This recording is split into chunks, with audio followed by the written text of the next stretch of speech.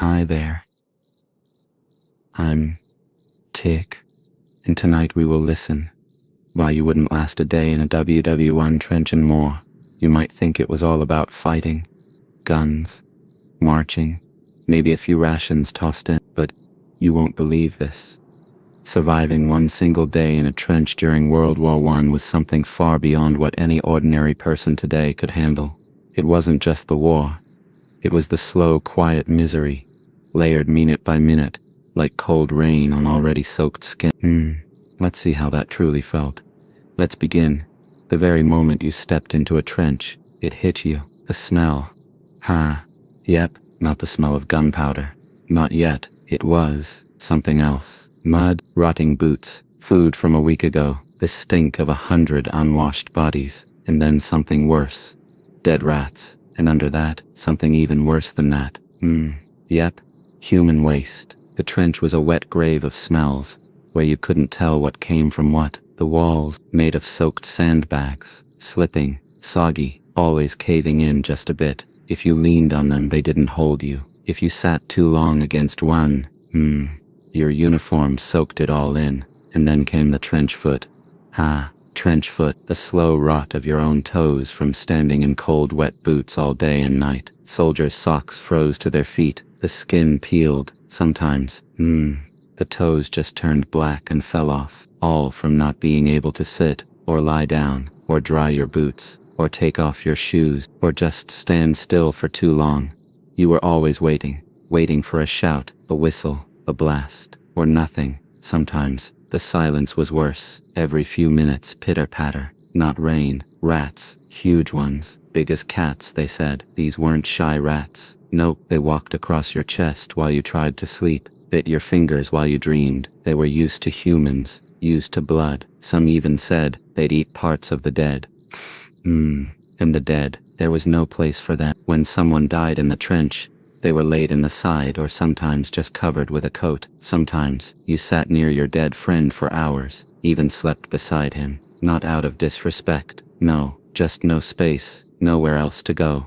And oh, the mud, it wasn't just wet ground, nope, it was sludge, endless, thick, brown, sucking at your legs like glue. Your boots could come off with one wrong step, and once you lost them, yep, no replacements. You walked with cold feet until your toes gave in. Some soldiers said the mud pulled men under, like quicksand, swallowed them whole. No screams, no shots, just a slit, and gone, eating, if you could call it that, every day, the same. A tin of bully beef, salted pressed meat, and hard biscuits, so hard you had to soak them in water or tea, but the water, often brown, sometimes shared with rats. You didn't complain, you just chewed to drink. There was water, sometimes, but it had to be treated with a chemical tablet, tasted like chalk, smelled like bleach. Still, it was drink or die. And toilets, no toilets, just a trench dug sideways, called the latrine. No walls, no seat, just a place. And if it rained, the waste washed down the trench, right to your boots.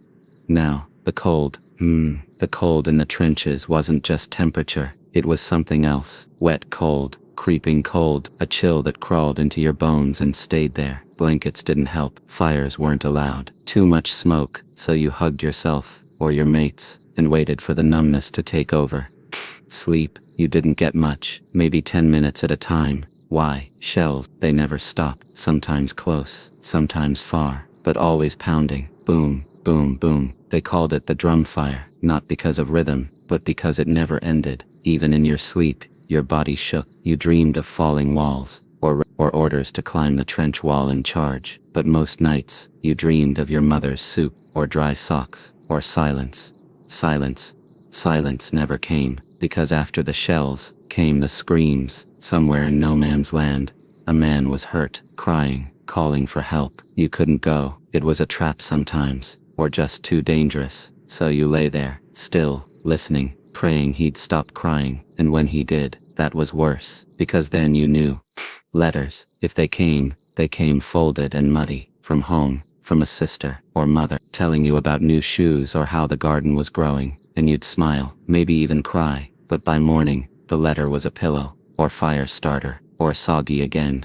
And the officers, they had boots, Clean ones sometimes, warm gloves, but even they didn't smile. They knew orders would come. A charge, a retreat, a hold, a storm. But until then, just the trench. The trench became your bed, your chair, your toilet, your home, your world. Even during Christmas, when peace was called for a moment, some soldiers sang, some shared chocolate, but most sat staring into the fog, wondering how long peace would last. Usually not long, and if the whistle blew, you climbed the ladder, you ran, you fell, you fired, you cried, you screamed, or you waited, hoping it wouldn't blow today.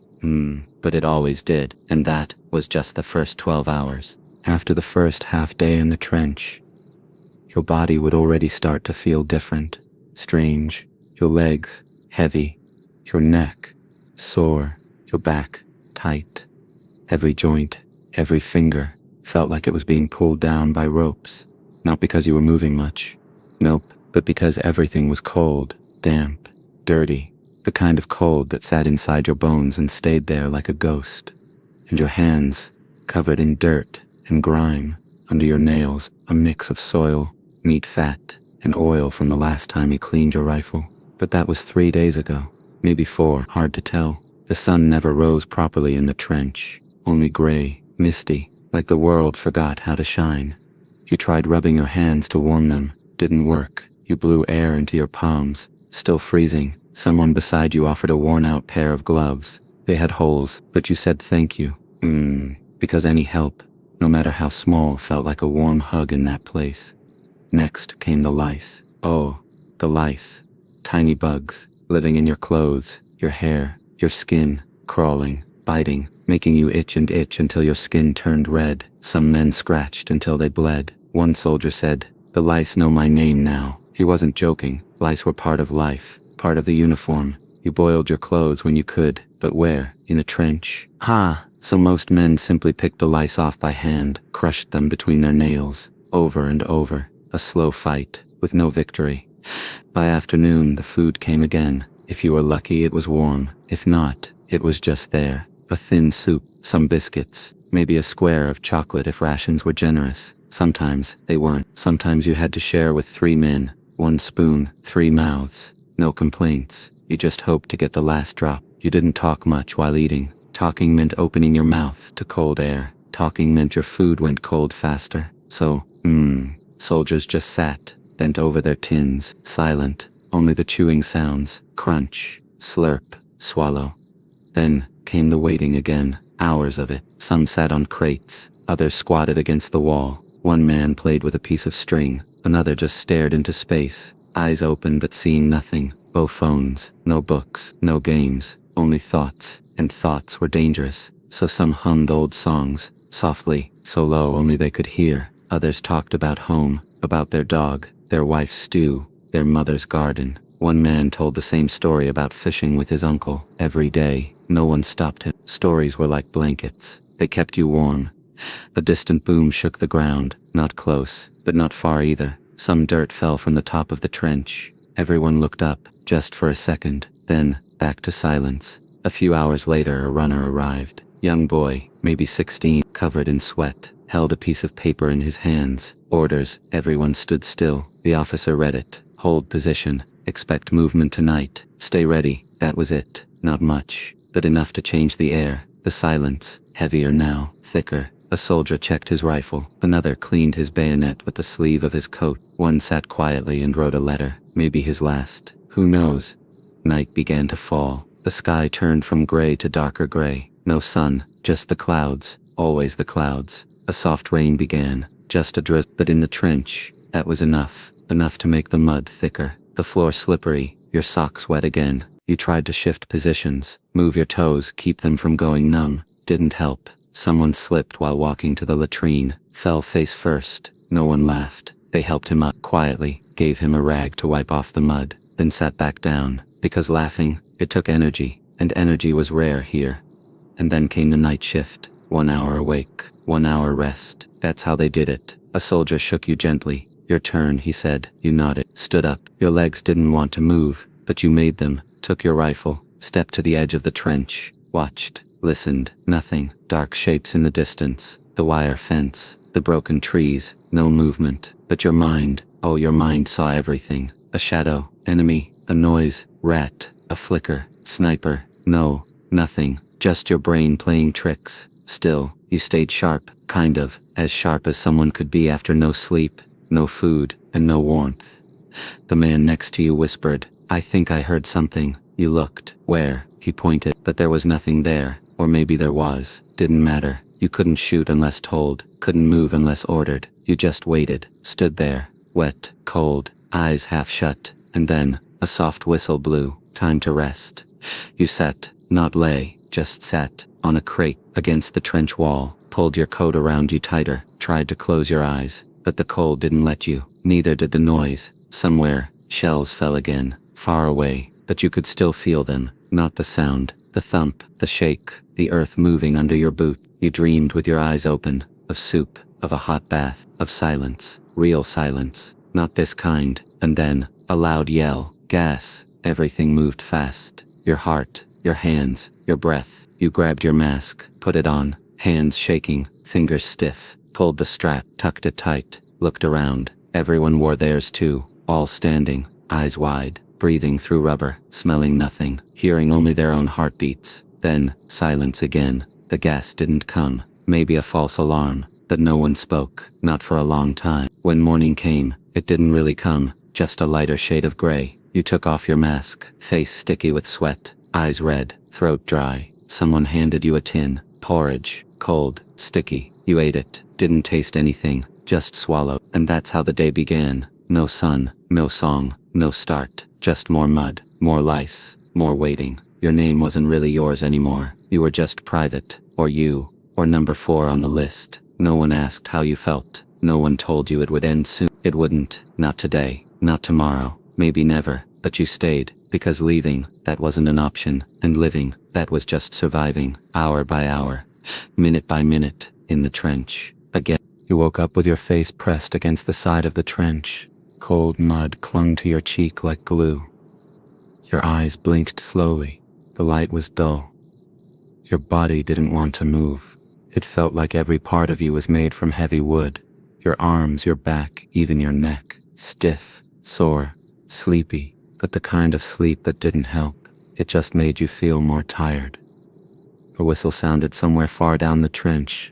Not the kind of whistle that meant go, just one of the officers calling someone. Still, the sound made your ears twitch. You opened your eyes all the way and looked around. Everything was still there. The wet wood walls, the piles of dirty sacks, the men, slumped and silent like statues. Some were eating. Some were fixing their socks. One was digging with a small spade, moving thick clumps of mud from one spot to another.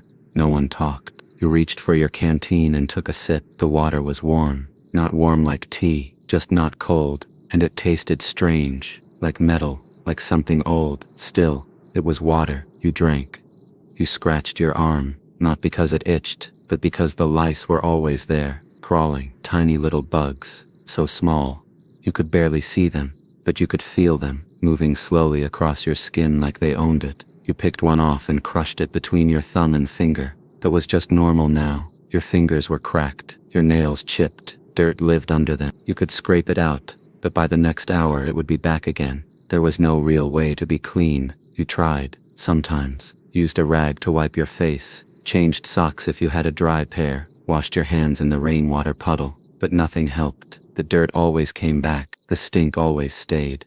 One of the younger soldiers' name was Martin. Maybe asked if anyone had seen his spoon. Nobody had. He looked around a bit, then shrugged and used his hands. He dipped them into a bowl of stew and ate quietly, licking each finger like it was a treat. He smiled when he was done, a rare thing. You watched him for a second. That smile made you feel something, but it faded quick. A messenger came down the line. He looked tired, his face pale, his eyes red. "Inspection soon," he said. "Clean up if you can." Everyone looked at each other. "Clean up what?" Someone whispered. Still, they tried. Some brushed mud off their coats. Others tucked in their shirts. A few straightened their helmets. It didn't make a difference, but doing something felt better than doing nothing.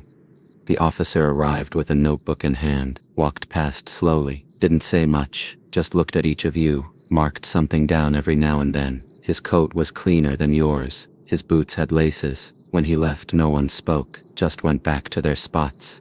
A bird flew overhead. That was rare. Not many birds came near the trenches. Too loud, too many bangs. But this one was small and gray, flapping its wings like it didn't care. Everyone looked up. Some followed it with their eyes. It was gone in a few seconds. But for that moment it was like something from another world. A world where the air was clean, where the ground was green, where you could lie down and not feel mud under your back.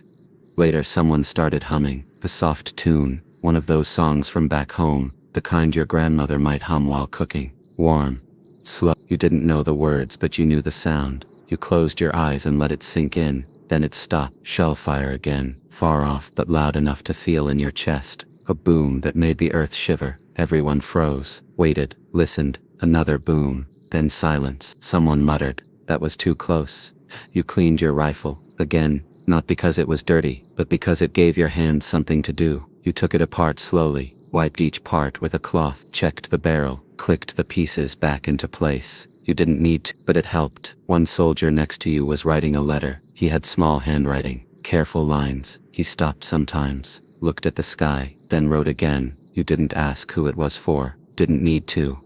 You reached into your pocket and pulled out a small object, a button. It wasn't from your coat, it was from your old shirt, the one you wore before the war. Still had a bit of blue thread on it. You rubbed it between your fingers. It was smooth, cold, but it reminded you of something. Not something big, just breakfast. At your old kitchen table, a spoon tapping against a bowl, the smell of toast. You put the button back in your pocket, kept it safe. Evening came slowly. The sky changed again, still gray but darker now. Rain started again, not hard, just a steady drizzle. It made the mud soft. The walls of the trench sagged a little more. You tried to dig a small groove near your feet to let the water drain away. Didn't help much. Your socks were soaked again. You didn't bother changing them, not anymore. Dinner arrived, same as before. A chunk of beef, hard bread, a bit of jam. The bread was tough. You had to dip it in water to chew it. The jam was sweet, almost too sweet, but you ate every bit. Someone next to you said, "Better than yesterday." You nodded, didn't speak. No one really spoke during meals, not anymore.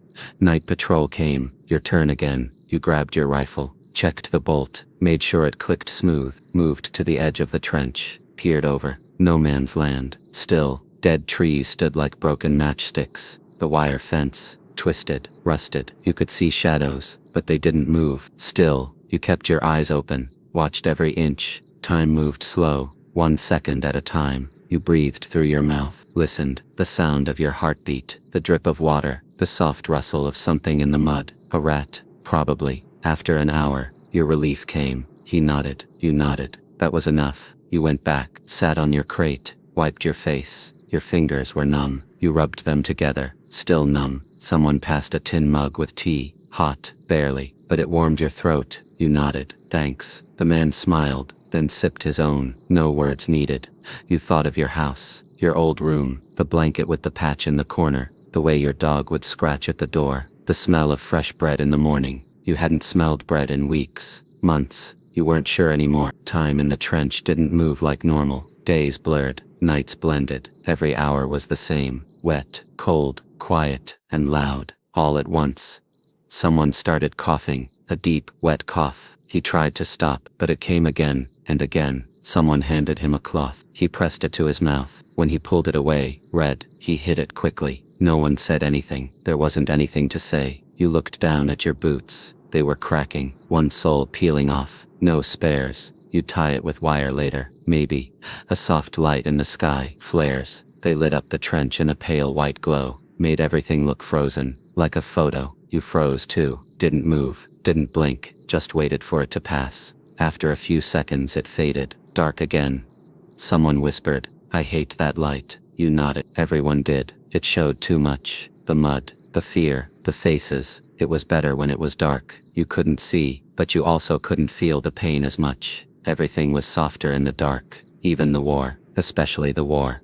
You leaned back, closed your eyes for a moment, not to sleep, just to rest, just to not see the walls anymore, not hear the dripping, not feel the cold, just float, somewhere else, only for a second, but even that second, was everything. Your boots were soaked again.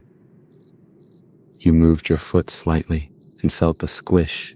The water had seeped through the cracked leather, soaked your socks, and now your toes were sitting in cold puddles inside your shoes. It was like walking around with buckets of wet sponge wrapped around your feet. You could feel each toe trying not to move. Cold, stiff, tired. A small lump of mud slid down from the side of the trench wall. It landed beside your hand with a soft plop. You didn't flinch. You just wiped your fingers on your sleeve. That sleeve was already brown from days of wiping and touching and holding.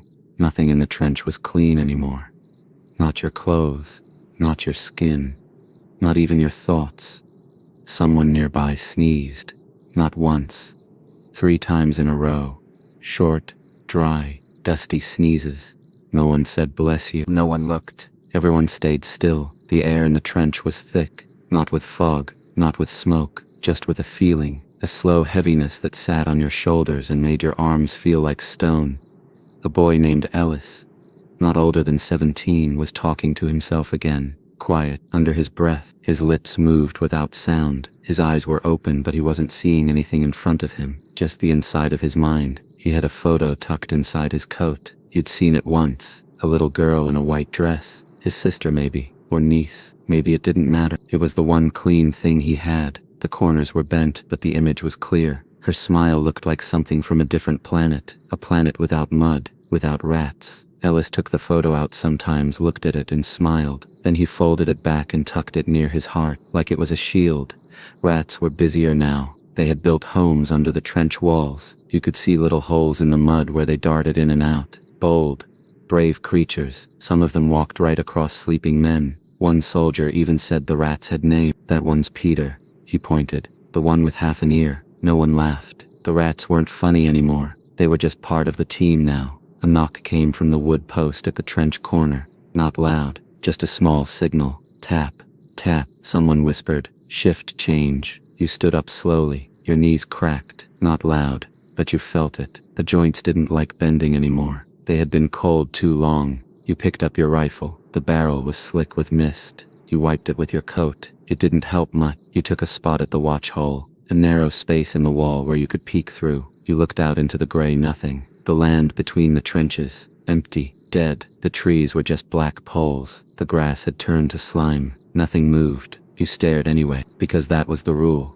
Your fingers started to shake a bit, not from fear, just from cold and hunger and not sleeping. You rubbed your hands together, blew into them. Your breath came out in small clouds. You watched them float for a second before the wind stole them. Behind you, someone was sharpening a bayonet. The soft scrape of metal on stone was the only sound for a while. Over and over, a calm sound, like sanding wood or trimming nails. The kind of sound that made you feel safe, because it meant someone was awake, doing something. There was a hole in the roof tarp above your head. Rain came through it. Slow drops, one by one, hitting the ground like little drums. Plink, plink. You watched the water collect in a metal cup left on the floor. It was already half full. Clean water, maybe. You wondered how long it would take to fill. It became a game in your head. Drop, drop. Half full now. Almost.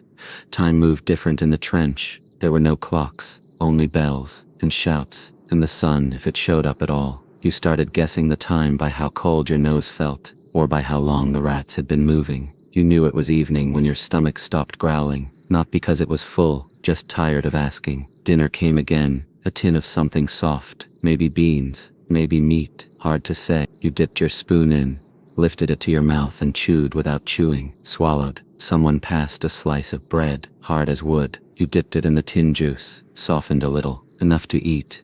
A soldier near you told a story. He had a soft voice. He said, "Back home, there's a dog that chases the milk cart every morning." He paused, smiled, said nothing more. That was the whole story, but it was enough. You imagined the dog, white, floppy ears, running fast. For a moment you felt like you were watching it too. The world got bigger for just a second, then the moment passed. Your toes began to sting, the kind of sting that comes before they go numb. You wiggled them inside your boots. Didn't help much. Someone said snow coming. You looked up. The sky had turned white, not bright, just white, flat. Still, you believed him. Snow would mean more cold, more wet, more slipping, more socks hung over rifles trying to dry. You tried to write, took out a small piece of paper. broke the tip of your pencil, scribbled anyway. Dear, then stop. What could you say? Nothing had changed. Everything was the same. So you just drew a shape, a little house, with smoke coming out the chimney. You smiled at it, then folded the paper and put it in your pocket. Maybe later you'd write the rest. Someone was coughing again, not the deep one this time, a dry, short cough, probably from the gas the other day. You offered him a sip from your canteen. He nodded, drank, handed it back, said nothing. That was the way now. Talk less, listen more, not to words, to footsteps, to the way the earth moved when a shell landed miles away. Night came quiet. The officer walked through once, said, "Be ready." That was all. You adjusted your coat, tried to find a dry spot to sit, didn't find one, so you leaned against the wall, closed your eyes, heard rats, felt cold, dreamed of soup. Again. Then your turn came again, back to the watch hole. You leaned forward, peeked out, still nothing, but you looked anyway, because that was what you did, looked, and waited, and hoped that the waiting would end, but not with a whistle, just with a sunrise, a warm breeze, the sound of birds, maybe even silence, real silence, not the silence of fear, the silence of peace. You breathed slow, waited, still there, still breathing, still hoping. The morning didn't begin with light. It started with noise. A soft rustling at first, like cloth being dragged through wet grass. Then boots. Not loud, just steady, one after another. A slow march somewhere far down the trench line. You opened your eyes. Your back was sore from leaning against the wooden wall all night. Your hands were stiff. Your legs ached. But your eyes were open. And that was enough. The fog was thick today. You could barely see more than a few feet ahead. Everything looked like a dream, or maybe like the world forgot to finish painting itself. The wooden beams, the wire, the mud, all covered in gray. You stood up. Your knees popped. You rubbed your face with both hands and felt the dried mud flake off. A small crust around your eyes made it hard to blink. You yawned, not because you were rested, just because your body remembered how to yawn. Breakfast was already there, or what passed for breakfast. A biscuit, hard as a rock. You cracked it in half and dipped it into a cup of tea. The tea was lukewarm, brown, bitter, but it helped soften the biscuit. You chewed slowly, one bite at a time. Somewhere behind you someone mumbled about how his biscuit looked like a brick. No one laughed, but someone nodded. It really did. You leaned over and looked down at your boots, still soaked. The mud from last night had dried around the edges, but stayed thick in the middle. It caked on the soles and made each step feel like lifting a small bag of cement. You grabbed a stick and tried scraping it off. Some fell, most stayed. Didn't matter. You'd walk anyway, even with bricks for feet.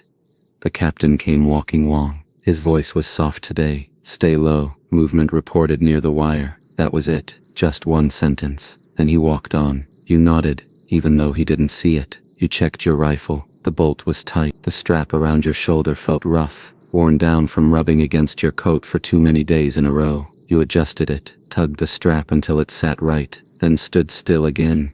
The trench was quieter than usual. Even the rats weren't making much noise. Maybe they were resting. Even rats needed rest. You looked up at the trench roof. A few beams crossed above your head. One had a rusty hook nailed into it. No one remembered what it was for. It just hung there quiet, still. Sometimes you stared at it just to let your eyes focus on something that didn't move. Down the trench, a soldier named Grant was reading a page from an old book. He read out loud, slowly. The words didn't make much sense. Some kind of story about a man and a river, but his voice was calm, soft, so you listened anyway, not to the meaning, just the sound, like water dripping, or wind blowing through dry leaves, something steady, something smooth. When he finished the page, he folded it neatly and put it back into his bag, like it was treasure. Maybe it was. You shifted your weight from one leg to the other. Your right foot was colder than the left. Maybe the sock had slipped down again. You didn't bother fixing it. There wasn't much point. You reached into your pocket and felt around. The button was still there, the one from your old shirt. You squeezed it between your fingers and thought of sunlight, just for a second, then let it go.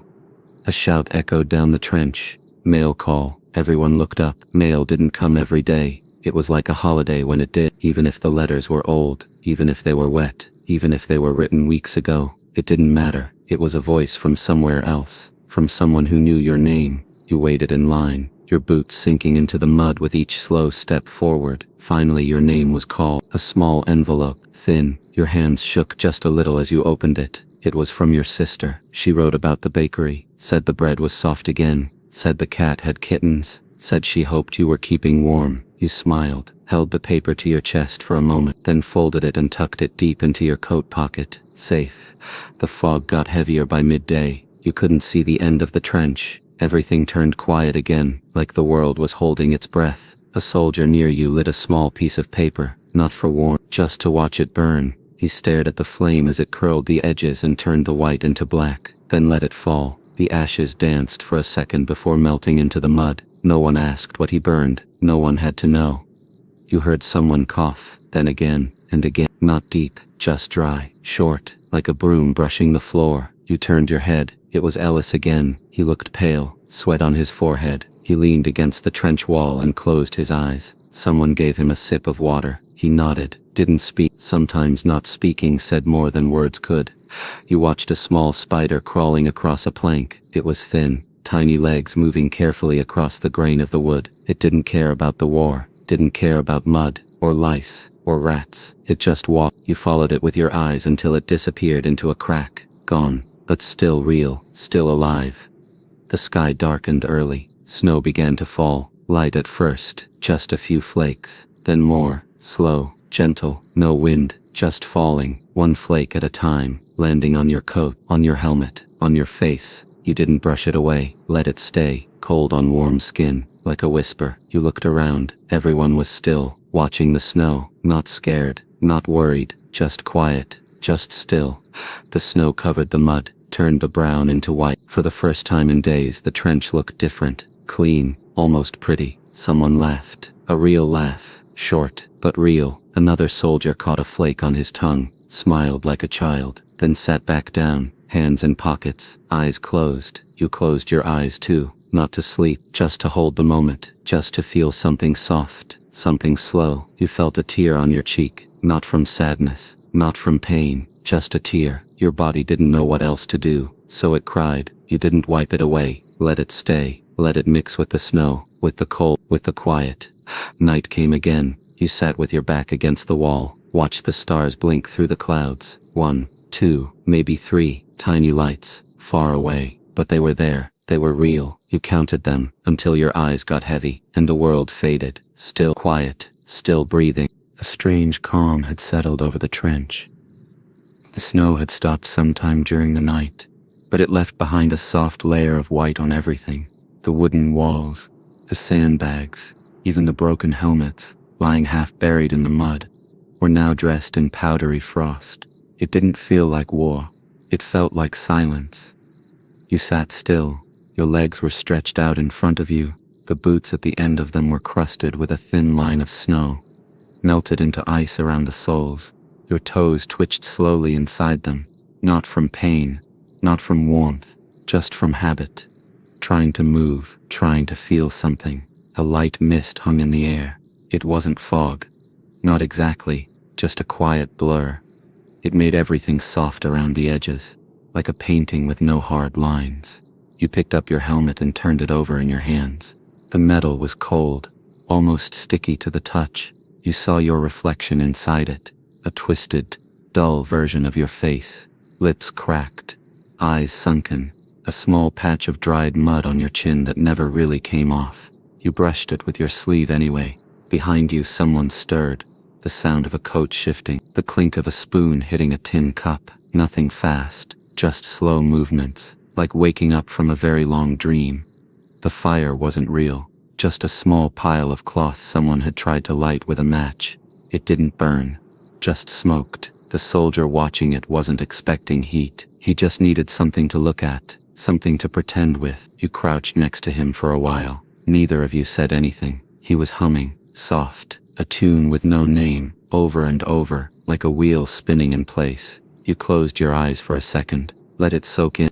When you opened them again, the sky was getting lighter. Gray turned to silver. Not sunrise, not yet, but something close. You stood and brushed snow from your coat. Tiny flakes danced off your shoulders and disappeared into the mud. The mud under the snow was still there, still thick, still grabbing at your boots when you moved. You walked slowly to the edge of the trench and peered over. No man's land, same as yesterday, same as the day before. Broken trees stood like crooked teeth in the earth. Fences of twisted wire lay half buried in slush. Shell craters, some filled with frozen water, dotted the ground like footprints from giants. Far off, a helmet glinted, empty, upside down.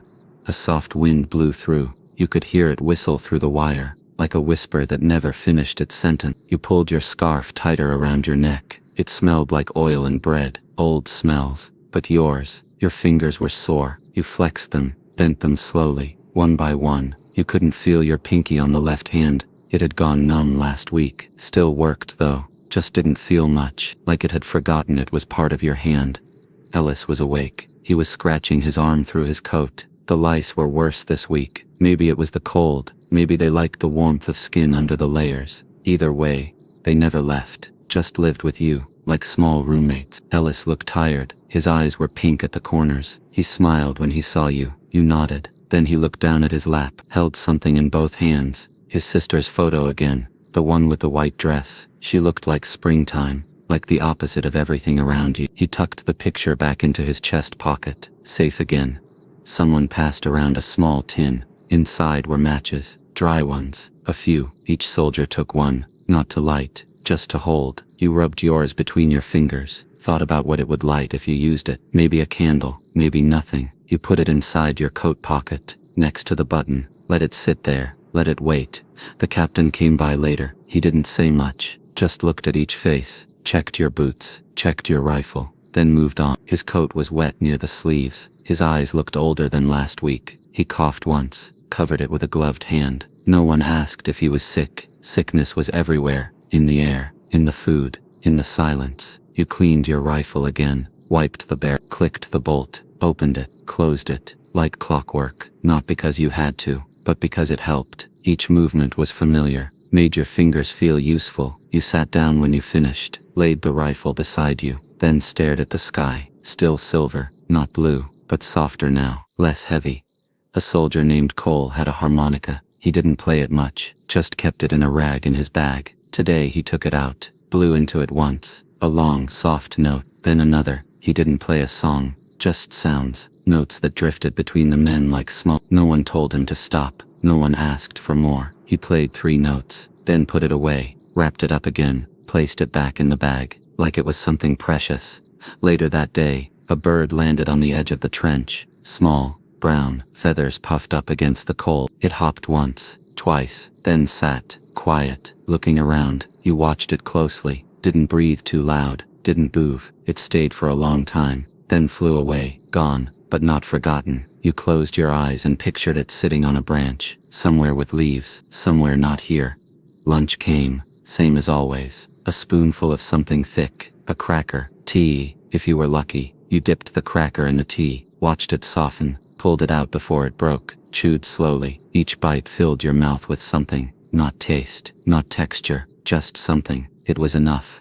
The snow began to melt by afternoon. Small drops ran down the trench walls, made tiny rivers through the mud, carried old leaves, cigarette paper, a button, not yours, someone else's. You watched it float for a bit, then disappear under a plank. Everything disappeared eventually. You leaned back, closed your eyes, heard the drops fall, heard boots, heard breathing.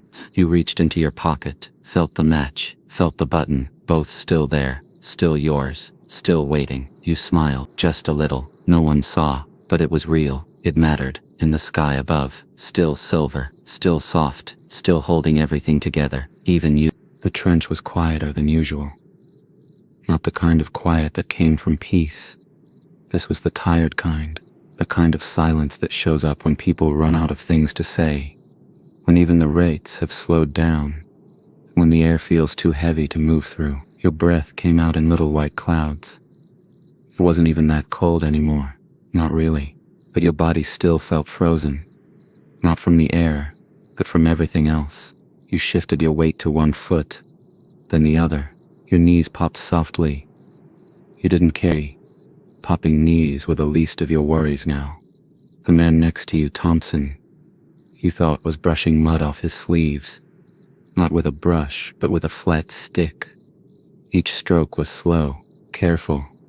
He looked like someone brushing dirt off a sleeping baby, but the coat stayed muddy. The dirt was part of the fabric now. No point in fighting it. Still, he kept brushing. You watched for a minute, then turned back to your own space. A wooden box sat next to your feet. Inside was a spare pair of socks. Damp, but not soaking. You pulled them out and held them for a while, just held them. They smelled like oil and old paper. Familiar smells. You rubbed your thumb along the stitching. The seam was beginning to tear. You folded them back and placed them under your coat, hoping body heat might dry them by night. Somewhere further down the trench, a kettle was being warmed. Not on a fire. There was no fire. Just a hot stone, wrapped in a metal plate, being used to warm water. Someone had boiled the stone under the last batch of smoke cover, then wrapped it fast and hidden it under an old ammo box. The water steamed slowly, rising in thin curls. It smelled like old tea and burnt fabric. You hoped there would be enough for a sip. Just one. A low wind passed through the trench. It made the tarps above flap gently. The edges tapped the wooden support beams, like fingers knocking on a door. Soft, regular, tap, tap, tap. You counted the taps. 5, 7, 11. Then the wind stopped. The tarps settled. Silence returned. Someone passed you a small package, wrapped in brown paper, tied with twine. A label written in thick black pencil, for whomever needs it. You opened it slowly. Inside, half a bar of soap, a small comb, and a single folded handkerchief. Clean, very clean. You held the soap to your nose. Smelled like lavender. Your eyes closed for a second. That smell, it took you somewhere far. Maybe your mother's kitchen, maybe the barber shop down the road from home, maybe nowhere real at all, but it felt safe. You handed the soap to the man on your left. He nodded, took it carefully, like it was glass. The officer walked by. He looked more tired than usual. His beard had grown in patchy spots. His gloves didn't match. One leather, one wool. He paused near you, squinted at the roof, then moved on without a word. Even the officers had stopped talking much. Words were becoming expensive. You heard footsteps behind the trench, not loud, just steady. Boots on frozen mud, then the creak of a supply cart. A wheel squeaked with every turn. Squeak step, squeak step.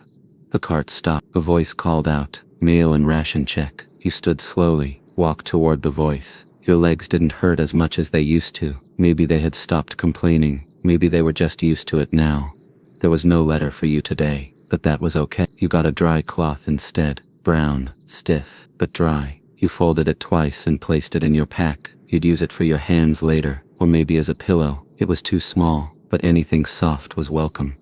A crow landed near the far side of the trench. Big, black, sharp eye. It hopped along the wood edge, looking at nothing, or everything. Someone tossed a piece of bread its way. The crow ignored it, then flew off with one loud flap. Its wings made a thud in the air, then gone. You followed its flight path with your eyes until it disappeared into the mist. Ellis was humming again, not the same song as yesterday. This one had a bounce to it, a rhythm. He tapped his boot on the ground, just once or twice, then stopped. The humming faded. He smiled without showing teeth. You smiled back. Nothing big, just enough. Lunch came late. A ladle of stew, potatoes this time, soft ones, a small sliver of meat floating on top. You held your tin steady as they poured it in. Some dripped onto your hand. It burned a little. You licked it off. It tasted like salt and metal, but you finished every drop. Used your bread to scrape the bottom, then licked the spoon. Nothing wasted, ever. Afternoon brought another sky, still gray, but with blue streaks. If you looked long enough, the clouds had torn open in places. Just cracks, just hints, but enough. You stared at the sky for a long time. One soldier said it looked like cracked porcelain, like an old plate left on the table too long. Everyone nodded. No one argued. It really did. You sat back down near your crate, pulled out your match from your pocket. Still whole, still dry. You turned it between your fingers. Wood warm from your body heat. You thought about lighting it, just to see the flame, just to remember what fire looked like. But you didn't. Not yet. Not today. You put it back in the pocket, alongside the butt, and a torn bit of paper with a drawing on it. A little house, drawn last week, still folded tight. Evening came quietly. No birds now, no boots, just breathing, just the slow sound of coats moving as men shifted positions. You leaned your head back against the trench wall, closed your eyes, listened. Someone further down was telling a joke, softly. You couldn't hear the words, but you heard the chuckle, the soft rumble, not loud, not wild, but real. Laughter, still possible, still alive. You pulled your knees up and wrapped your arms around them. Your fingers curled under your sleeves, trying to find skin, trying to hold warmth. You rocked just a little, forward and back, not on purpose, just how your body moved now, how it soothed itself, like waves in a quiet sea. Night would come soon. The officer would walk by again. The shift list would be read, names called out, posts assigned. You'd nod, take your place, watch the same shapes in the same shadows, count the same stars, whisper the same thoughts. But for now, you waited, you breathed, you were still here. The night settled in like a heavy blanket. It wasn't quick. The light didn't disappear all at once. It slipped away slowly, like someone closing a curtain inch by inch. First the sky turned from gray to dark gray, then to a kind of blue that wasn't really blue, more like the color of old ash, then finally black. A soft hum floated over the trench, not from voices, not from machines, just the earth itself, breathing in the dark, quiet, constant. You stood up from the crate you'd been sitting on.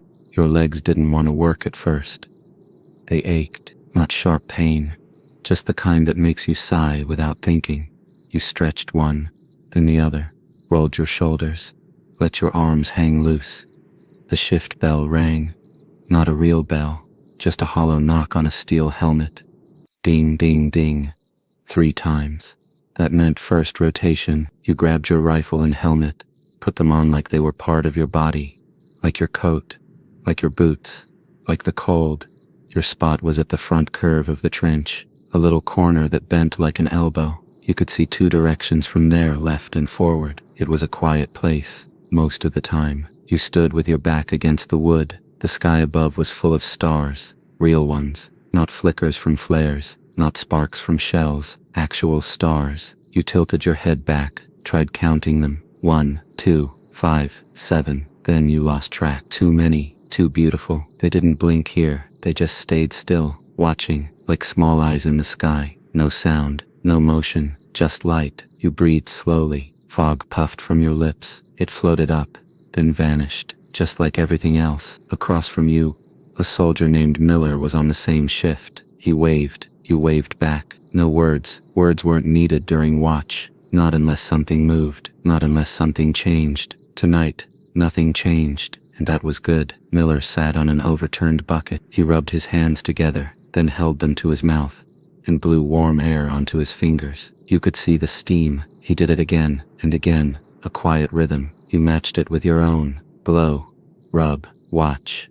A rat ran across your boot. You didn't jump. You didn't even move. You just watched it pass. Its fur was slick, its eyes shiny, its little feet moved like soft taps. It stopped near a pile of old rags, sniffed once, then darted into a hole in the wall. Gone, just doing what rats do, survive.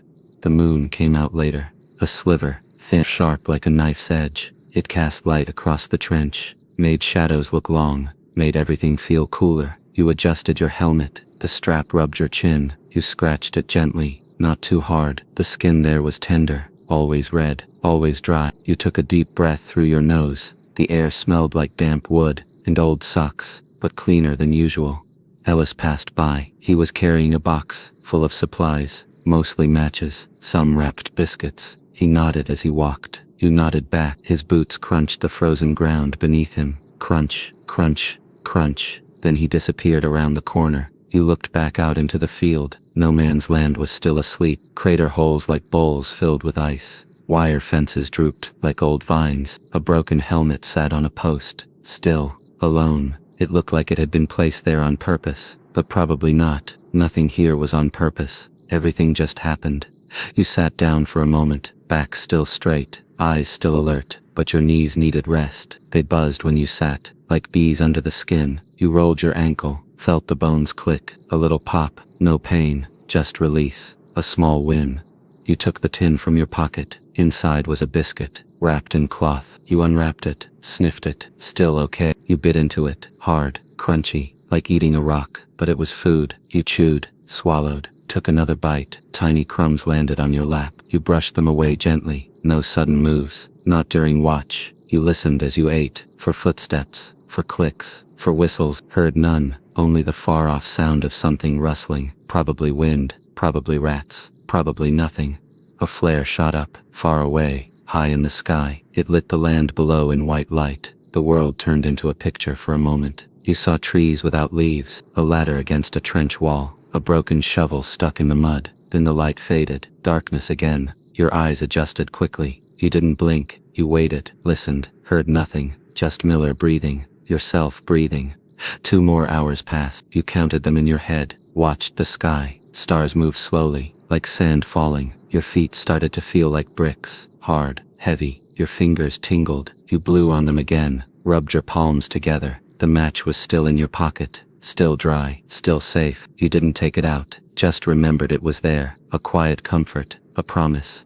Then came the tap. 2 knocks. Your shift was over. You stood up, stretched, handed your post to the next man. He nodded, took your place, sat down where you had been. You walked back slowly, boots dragging, each step louder than you wanted. But the trench was sleeping. No one stirred. You reached your crate, sat down, took off your helmet, laid it beside you, leant back against the wall. Looked at the sky one last time. The stars were still there, still watching, still quiet. You closed your eyes, felt the wooden wall press into your spine, felt your heart slow down, felt your breathing match the wind. In, out, then nothing, just stillness and rest. Till next time. You opened your eyes to a soft sound.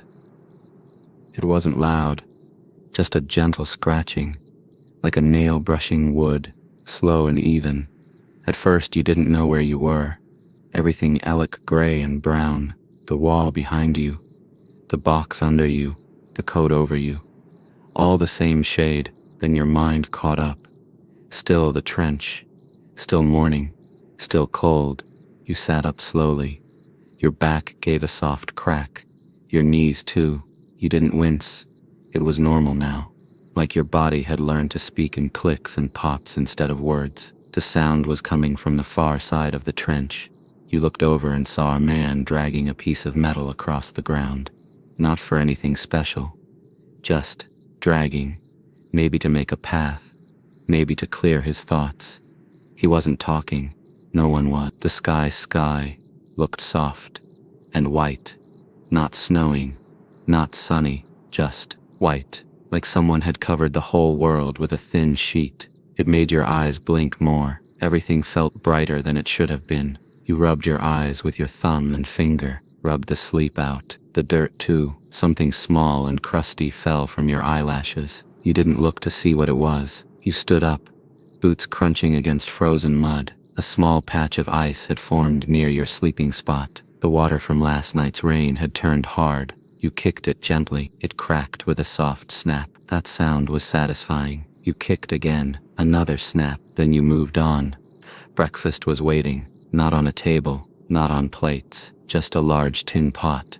Set on a wooden board. Inside, something mushy and gray. A ladle sat in the middle. One by one, men took turns scooping their share into dented cups and cracked bowls. Some had old cans with labels scratched off. You stepped up, scooped once. The spoon hit the bottom of the pot with a loud clang. You pulled out your share and moved back to your spot. The mush was warm, barely, but steam rose from it. That was enough. You took your spoon from your coat pocket. The handle was sticky from yesterday's tea. You wiped it on your sleeve, then you took a bite. It tasted like cardboard, maybe a little like oats, maybe not, but it filled your mouth, gave you something to chew, something to swallow. You took another bite, slowly. A few men sat in a small circle nearby. No one spoke, they just ate. One man rubbed his stomach after the third spoonful, and smiled a little. Someone else chuckled. That was the closest thing to a conversation you'd heard all morning. You finished the last bite, and licked the spoon, then wiped your lips with the back of your hand.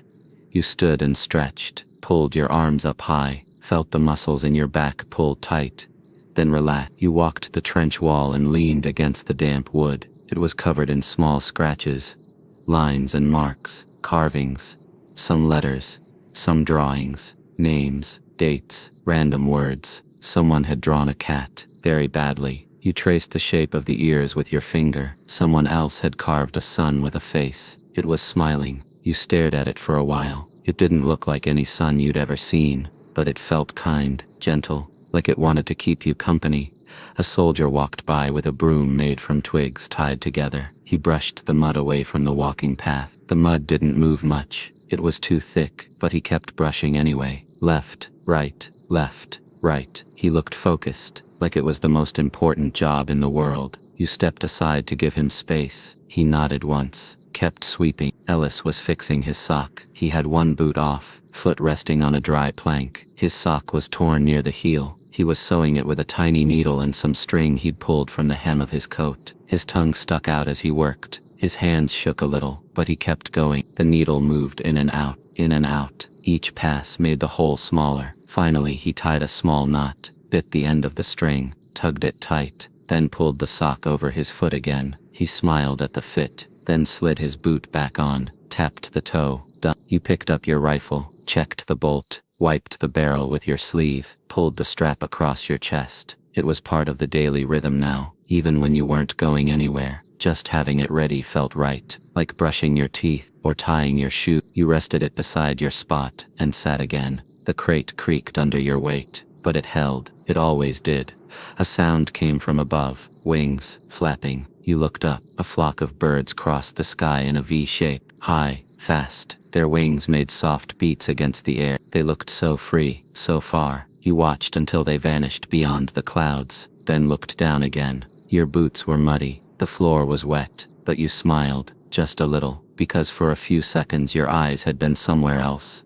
Lunch came quickly. Same pot, different mush. This one had more salt. You could tell by the way it made your lips tingle. A piece of dried meat floated on top. You poked it with your spoon, then scooped it up and ate it. It was chewy, tough, but it was meat. You didn't complain. No one did. You wiped your spoon and tucked it back in your pocket. Ellis handed you a piece of paper. It had a drawing, a dog, big ears, long tail. It looked like it was smiling. You laughed once, short. He nodded, then tucked the drawing back into his coat.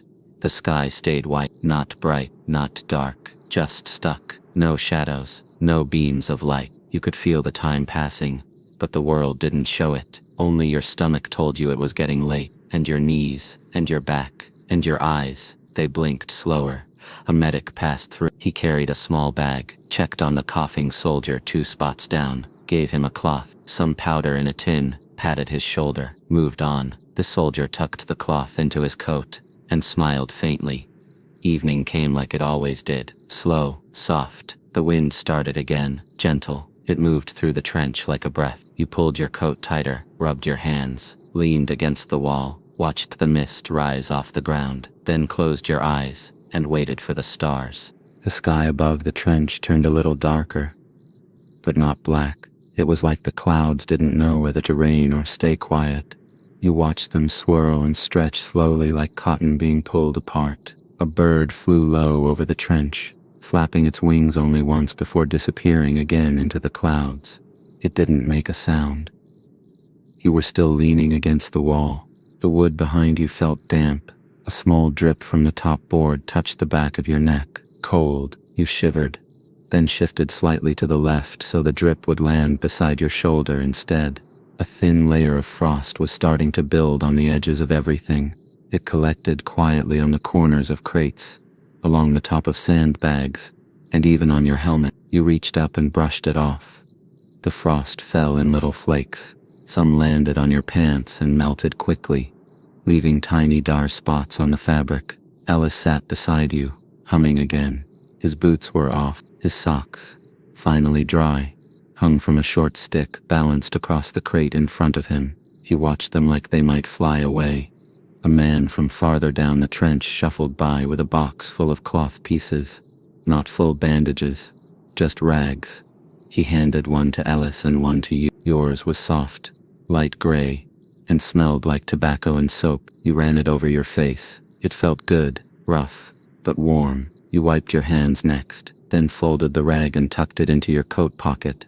Someone passed by offering a spoonful of something sweet. Jam, maybe, berry, grape. It was hard to tell. You took your turn and let the taste sit on your tongue. Sweetness, real sweetness. It reminded you of breakfast at home. Pancakes, toast. You smiled with your eyes closed. The man moved on. Each soldier got one spoonful. You licked your lips. Let the flavor linger. Ellis said, "That was the best thing I've tasted all year." You nodded. Didn't speak. Your smile was enough. The trench floor was softer today, not as frozen. The snow from yesterday had melted just enough to turn it into a thick, slushy path. When you walked, your boots made soft squishing sounds. Each step sank just a little. Not enough to slow you, but enough to make your legs feel heavier. You walked the length of the trench for a few minutes. No reason, just needed to move, needed to stretch. On the way, you passed a wall where someone had drawn flowers in the mud, with their finger, big ones, like sunflowers or daisies. The petals were wide, the stems long and crooked. You traced one with your finger as you passed, then kept walking. You found an empty corner and sat on a box turned sideways. A soldier sat across from you, cleaning the bottom of his boot with a spoon. He scraped off chunks of old mud, flicking them onto the floor beside him. Each flick made a quiet snap. He looked up. "Been in these trenches 8 weeks, he said. "Still finding mud I didn't step in." You both laughed, the kind of laugh that came without sound, just shoulders moving. He went back to scraping. You leaned back and closed your eyes. You dreamed for a minute. Not a big dream, just a memory. You were at a bus stop back home, holding a newspaper, watching a dog chase a plastic bag down the street. Then the smell of the trench pulled you back. Mud, sweat, oil, salt. You opened your eyes. Same walls, same sky, same breath in your chest. Still here.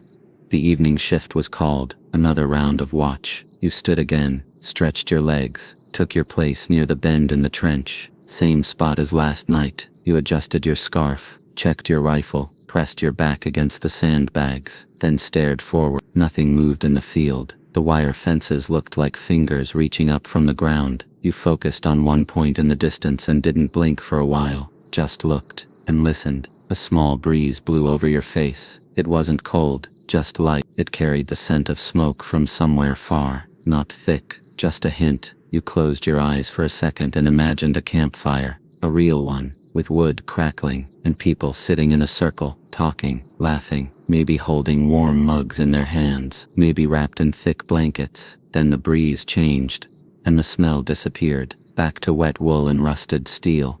You shifted your weight, moved from one foot to the other. The floor beneath you made a soft squish. You dug your heel in, just a little, making a tiny hole in the mud. A drop of water fell from the trench roof and landed on your helmet. You looked up. More drops followed. Not rain, just the trench breathing, condensation from everyone's breath and body heat. It collected, then fell like a quiet reminder. Still here, still watching. An officer passed by. His boots were clean. He nodded as he walked, not speaking, just checking. Everyone gave him space. He stopped once to tighten the rope on a tarp overhead, then moved on. His shadow disappeared into the mist at the edge of the trench. You looked up again. The stars were hiding tonight. No moon, just soft clouds sliding across the sky like smoke. You could still see enough to make out shapes, to watch the field, to count time.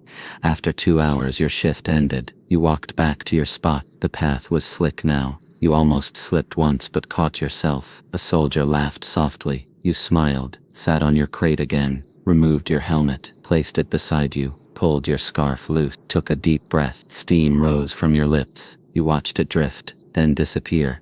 Ellis offered you a half biscuit. You took it, snapped it in two, gave him half back. Both of you ate slowly, one bite at a time. No rush, just chewing, just tasting. The biscuit was dry, but sweet. Maybe someone added sugar, maybe not, didn't matter. It was good.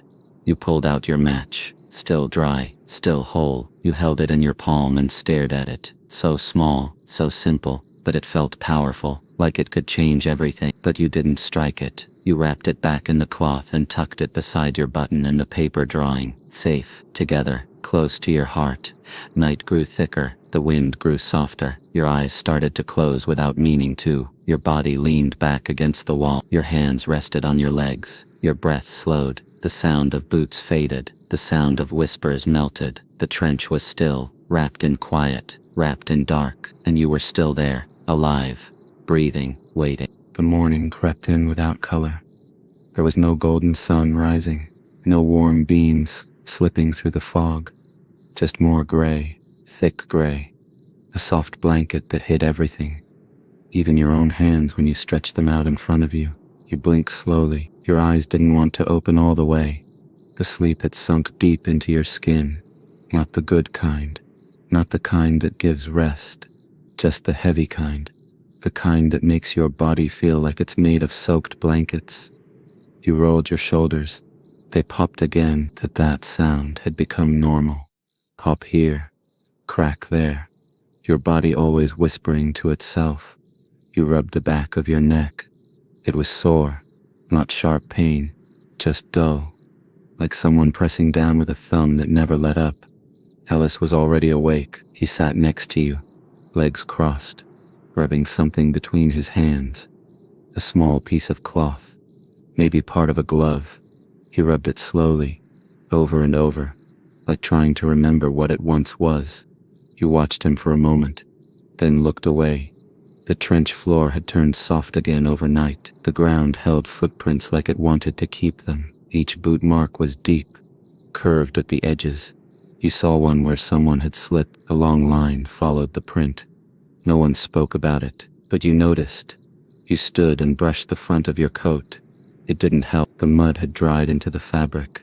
The color had changed from green to brown to something in between. You tapped your boots together. Bits of frozen dirt fell off like broken shells. You stretched your arms above your head, took a long breath through your nose, then started walking, slowly, step after step. The path was narrow, lined with worn planks and broken crates. You walked along it like you had walked it 100 times before, because you had. A man ahead was whistling, just 3 notes, then again, and again. It wasn't a song, not really, just a loop, but it helped. Sound filled the space, made the trench feel less like a tunnel and more like a hallway, less like a hole, more like a place. You nodded at the man as you passed. He didn't stop whistling, didn't need to.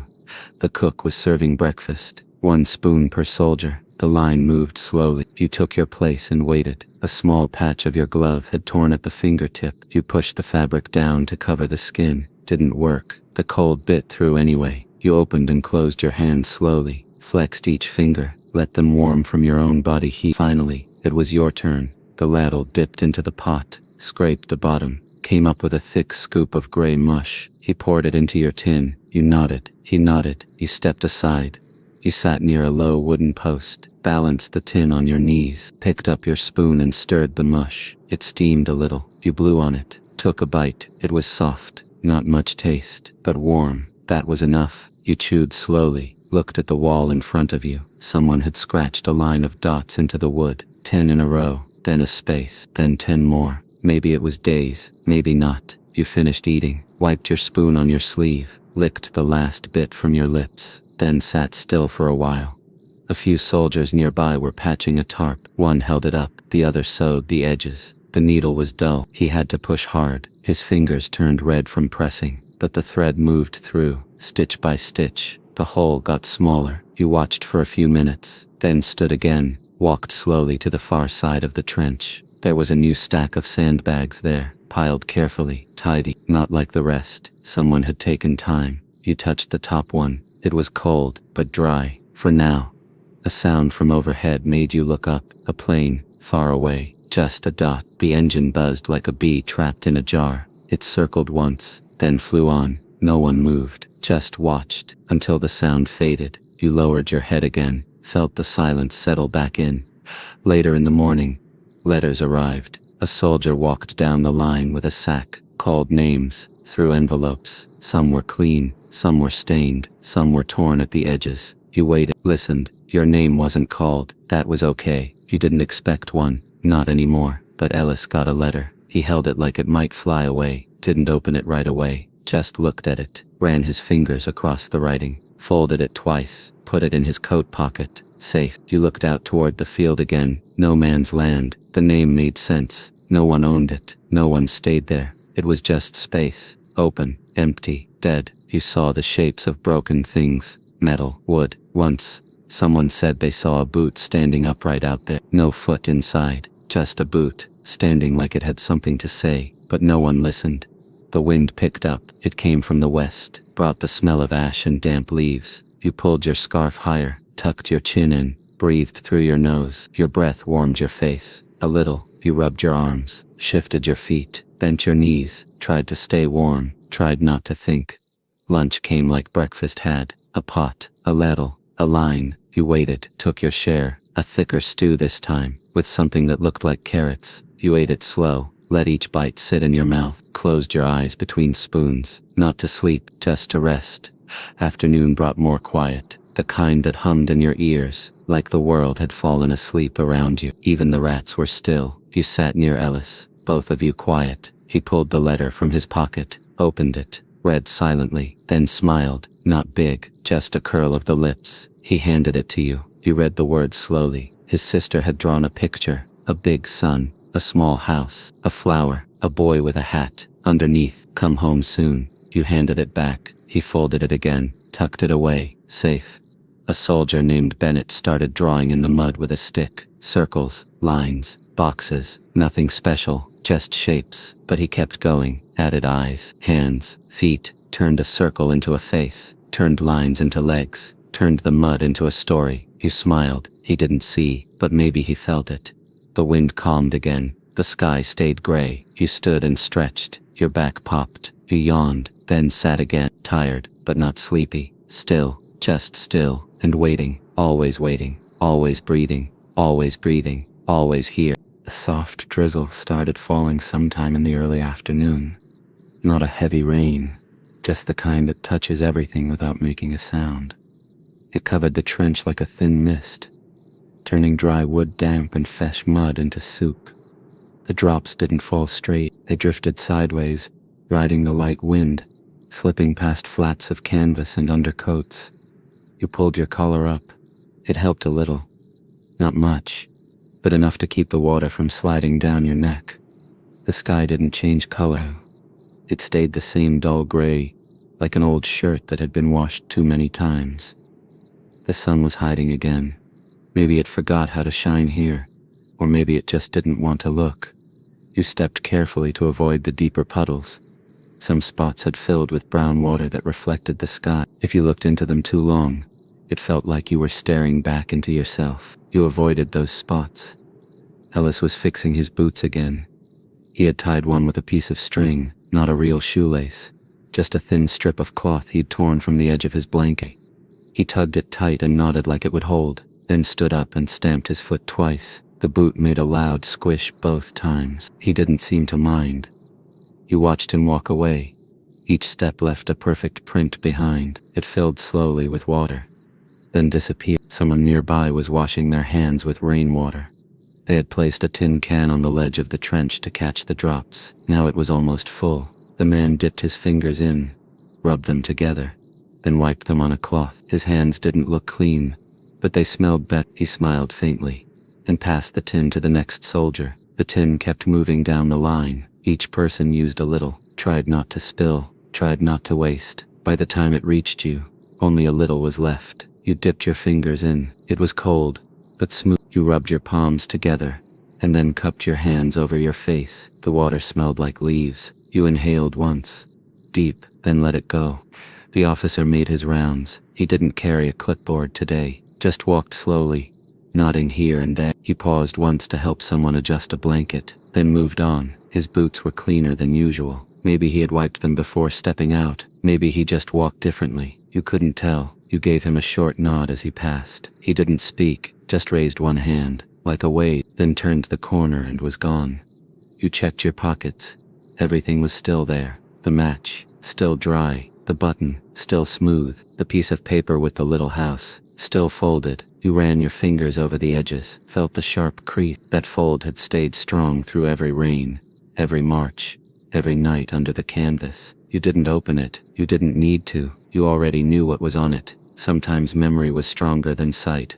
Lunch was late. The cook said the firewood had been wet. Everyone understood. No one complained. When the food finally came, it was warm but watery. Some kind of broth. Maybe potato. Maybe turnip. Hard to tell. But it was hot, and it smelled better than most things. You held your cup tight with both hands. Let the steam warm your face. Took a small sip, then another. It burned your tongue a little, but you didn't care. That meant it was real. Ellis sat beside you again. He had a piece of hard bread in his pocket. He broke it in half and gave you one piece. You dipped it into your soup, let it soak, then chewed slowly. The crunch softened, the warmth spread through your mouth. You closed your eyes for just a moment, not to sleep, just to hold on to that feeling, then opened them again. The wind picked up. It blew through the trench like a slow whisper, soft but sharp. It carried the smell of wet grass, old shoes, and something sweet, maybe flowers, maybe just your imagination. The tarps above flapped once, then again. A loose rope slapped against a post. The sound echoed for a second, then stopped. You looked up at the sky, still gray, still no sun, but the clouds were moving faster now. A group of soldiers nearby were fixing a wall that had started to crumble. One held the boards steady while the other hammered. The nails went in slow. One tap, then another, then one more. Each sound was steady, calm, like a clock ticking in an empty room. Tap, tap, tap, tap, then silence, then tap again. You watched the rhythm, felt your own breathing match it. A rat ran along the far ledge. It carried a piece of biscuit in its mouth, moved quick, darted behind a crate. You didn't chase it, didn't flinch. The rats were part of life now. They had homes here too, maybe even routines. They ran the trench like roads. They knew where to hide, where to sleep, what to eat. They survived, just like you. Evening came sooner than you expected. The light faded fast. The drizzle stopped. The wind settled. The air got colder. You could feel it on your cheeks, on the tips of your ears. You pulled your scarf tighter, pressed it against your neck, rubbed your hands. Your fingers moved slowly now, like old tree branches. They cracked at the joints. You breathed on them, held them close to your chest, then looked around. Ellis had taken off one boot again. His sock had slipped down. He rolled it back up, pulled the boot on, and tapped the heel against the wall. He smiled at you, a real one, not big, not forced, just soft. You nodded, then leaned your head back, let it rest on the wood.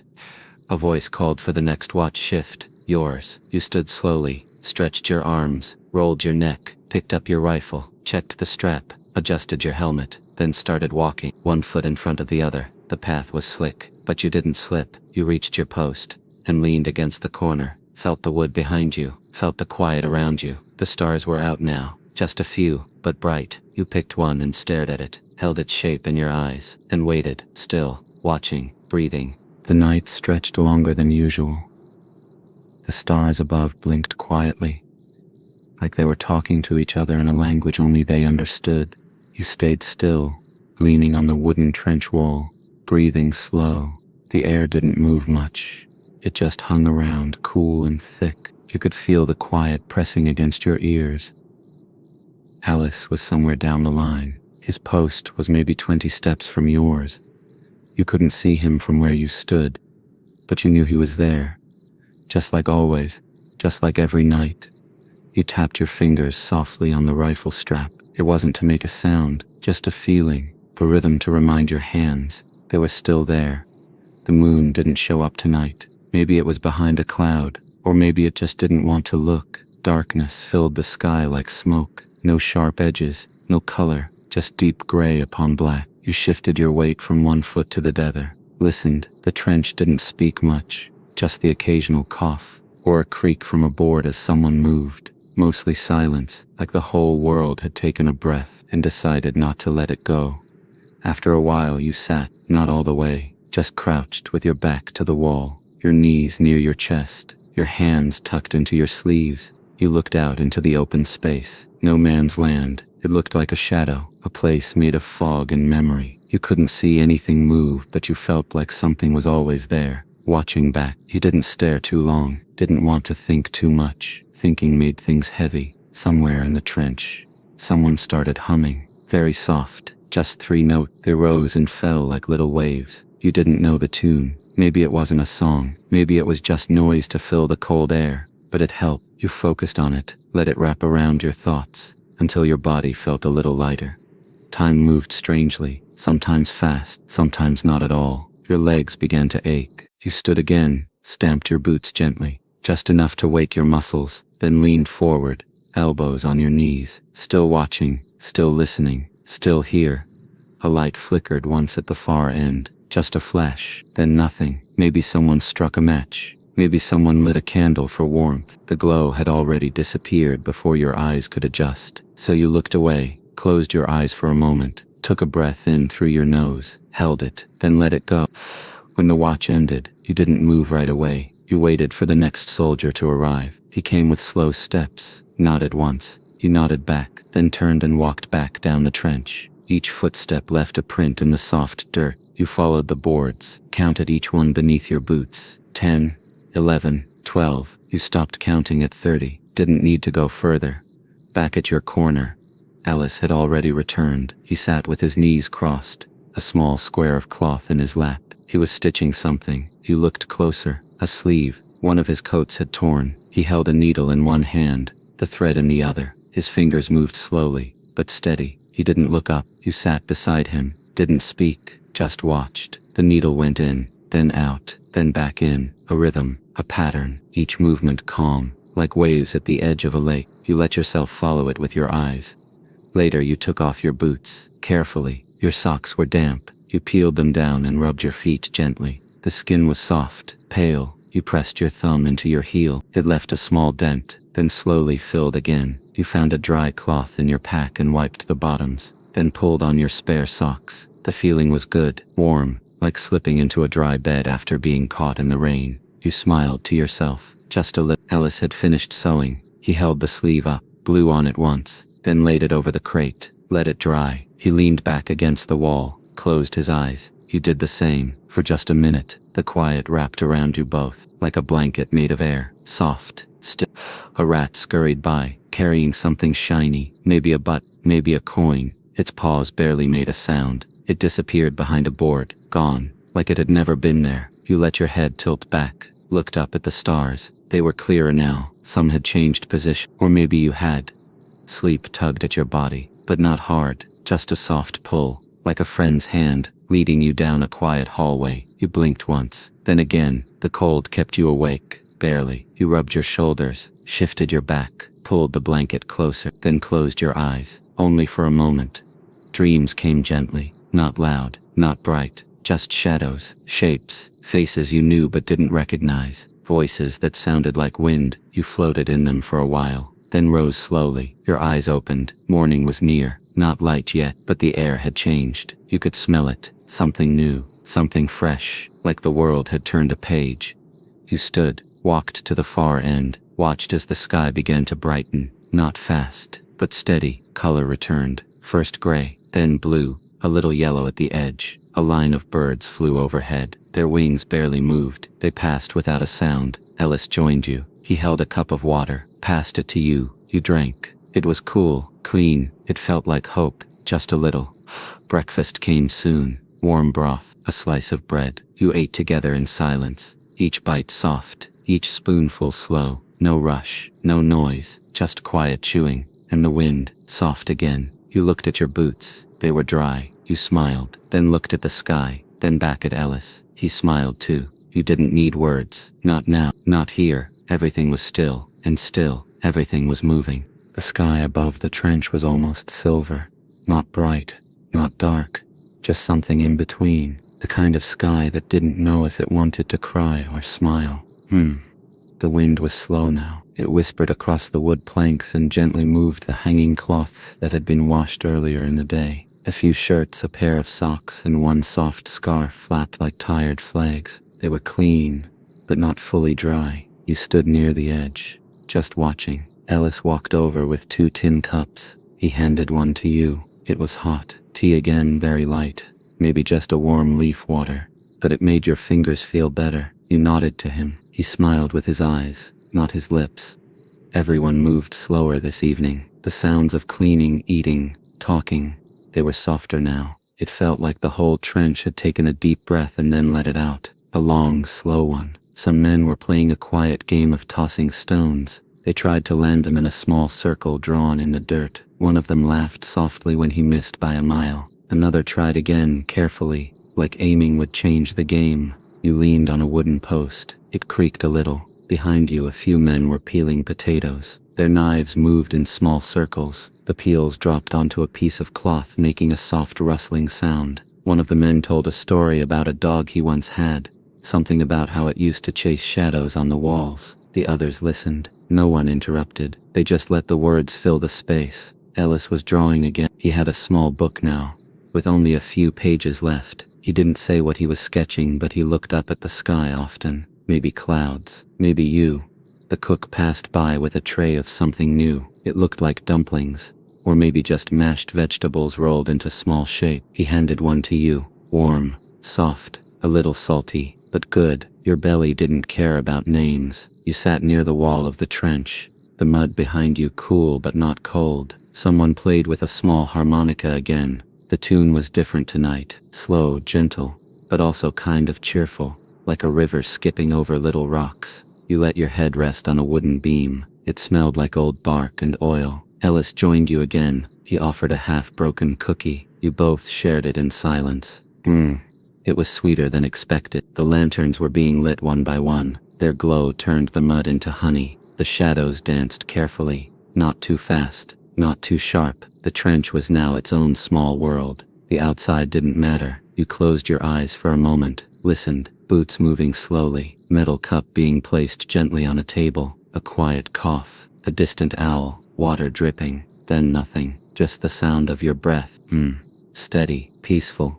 Night fully arrived, but no one rushed to sleep. Instead, they gathered near the back corner of the trench. There was an old wooden board placed across two crates. That was the theater, someone once joked. But now it held books, books missing pages, books with bent covers, books written in languages only half the men understood. One man began to read aloud from a page. His voice was low, calm, no hurry, and the sea rose, not in anger, but in gentle greeting, brushing the edge of the shore with hands made of foam and light. You listened, everyone did. No one blinked, no one coughed, just the sound of pages turning, and the night saying thank you. After the reading, a few men wrote in journals. Ellis offered you a pencil. You took it, wrote one word, then two, then stopped, folded the paper, kept it in your pocket. Some things were better when they stayed quiet. Later, a soft rain began. Not much, just a sprinkle, the kind that made you squint up at the sky and whisper,